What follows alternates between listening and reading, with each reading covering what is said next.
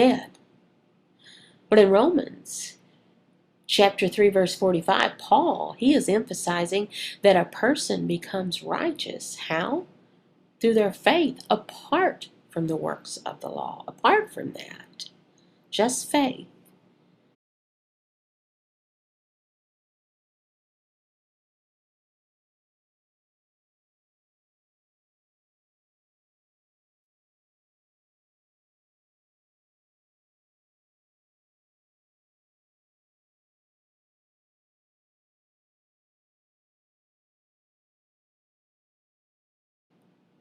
Well, James says faith without works together, and Paul says faith only apart from works of the law. It seems there's a contradiction, right?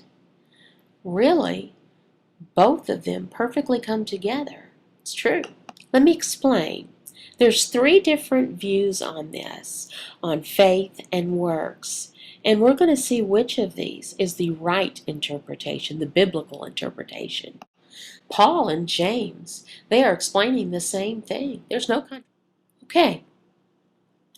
You see here, I have three things on the board, three different perspectives.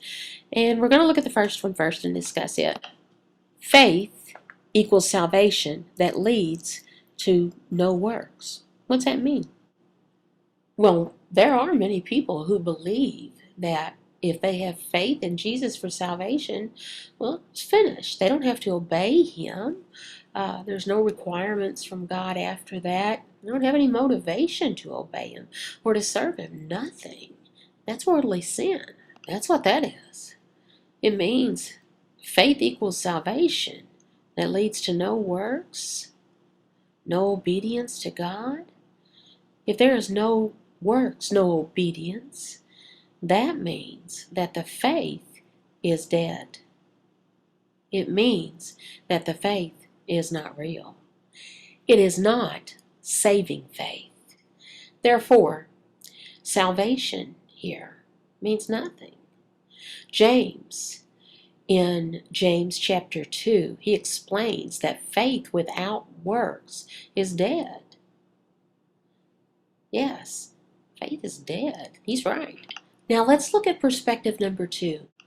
Faith plus works equals salvation. Many Catholics and Torah observants, those are people who believe in following the Torah in order to be saved, the law. And there's other people who believe you have to be baptized to really have salvation. Believe in Jesus, yes, but it's a progression of salvation. These people believe in faith plus works. You see here? Okay, so faith plus works equals salvation. Is that true? No. The Bible teaches differently. Paul, he says in many verses that faith without works equals salvation. Let's look.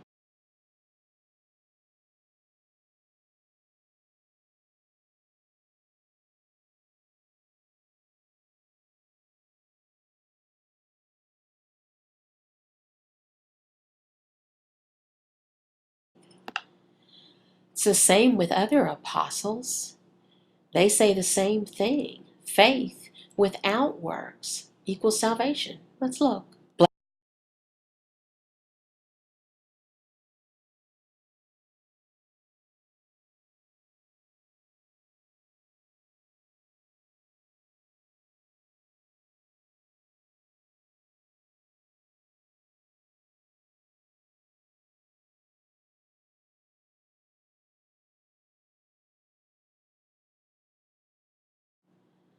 Another apostle, John, he's saying the same thing. Let's look.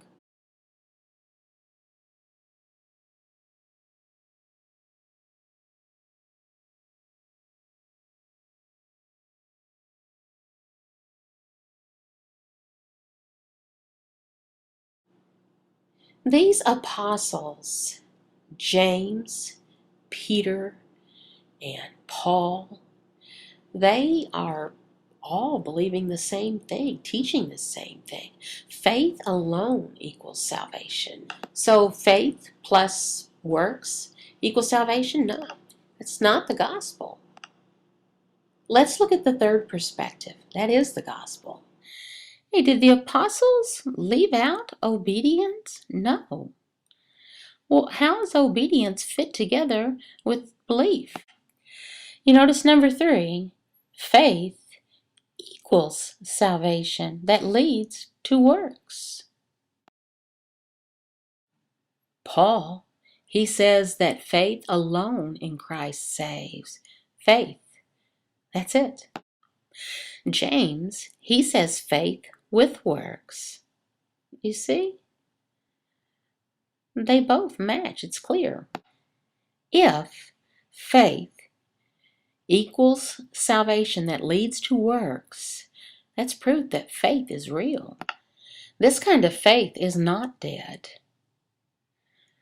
James and Paul, they believe the same. Faith, this kind of faith, leads to works. It's the same.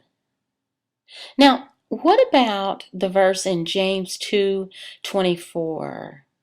James says something different.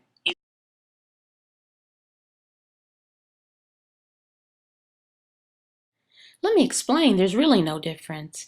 James, he is talking about justification. Justification that is by works before men.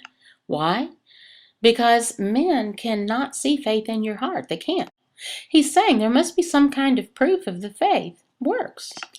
Now, Paul, he is talking about justification by faith before God. God sees us, and he knows the person's faith. God doesn't have to see works for proof. James, he explains that faith without works, no works, faith is dead. James means that from a man's perspective, to see a person's faith, they need to see their works, that their faith is not dead. It's clear. Paul, he's talking about what happens before God, and James is talking about what happens before men. It's clear. They both match what they think. Paul and James believe the same things. James quotes from Genesis 15:6.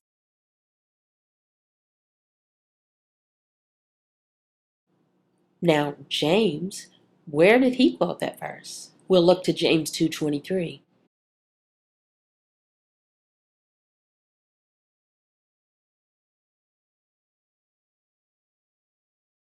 The Apostle Paul, he took those same verses from Genesis 15:6 and he quoted them in his letter to the Romans.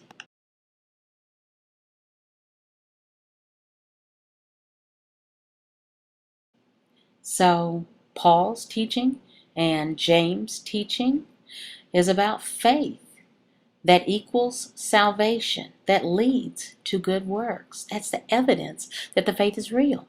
That kind of faith is not dead, and that's what they were both teaching about. Their teachings do not contradict each other. Now, it's really important that we understand that faith equals salvation, not based on good works, but it leads, the result is good works. Is this important? Oh, yes, it's very important because people get confused on this. Suppose that a person trusts in Jesus for salvation, but they haven't yet had a chance to obey the law, obey God, or be baptized, and, they die that afternoon. Wow. How do you explain that? Well, the right kind of faith is what's important. The right kind of faith. That's faith that will equal salvation. Faith in Christ Jesus' finished work on the cross that counts as righteousness imputed to us from Christ.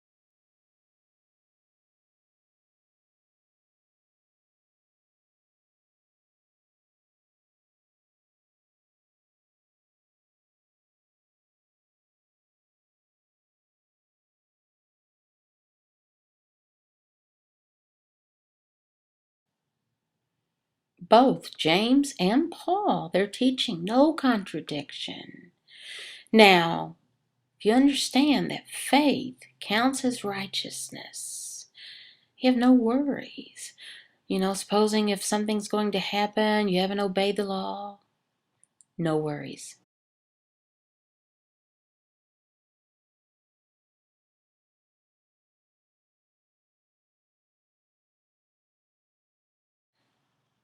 James and Paul's teaching fits together. Which one of these perspectives? Which one? The first one? No. No works equals no works. Faith is dead. The second one, number 2, faith plus works equals salvation? No.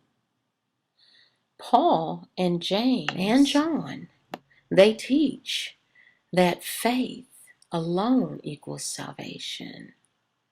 Plus works? No. Both the Old Testament and the New Testament teach that the second perspective is wrong. The Old Testament and the New Testament fit perfectly for the third perspective. Now it is evident. The second perspective? No. The first one? No, it's not right. The third one is the right interpretation, the right biblical interpretation.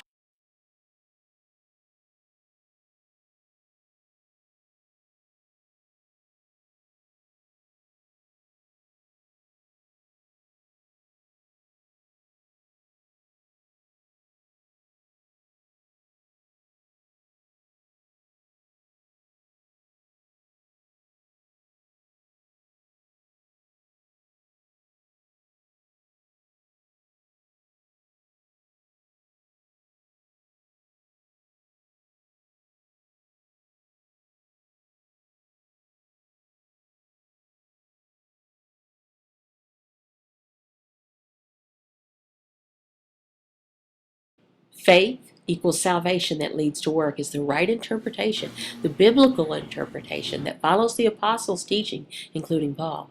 Jesus himself is the center of the gospel. He's the center of everything. Jesus is our righteousness. He is our life. He is our sanctification. In other words, he is holy. If Jesus comes into a person's life, they are changed. Their life is changed. That person that has Jesus inside them will want to obey him and serve him, thank him and love him.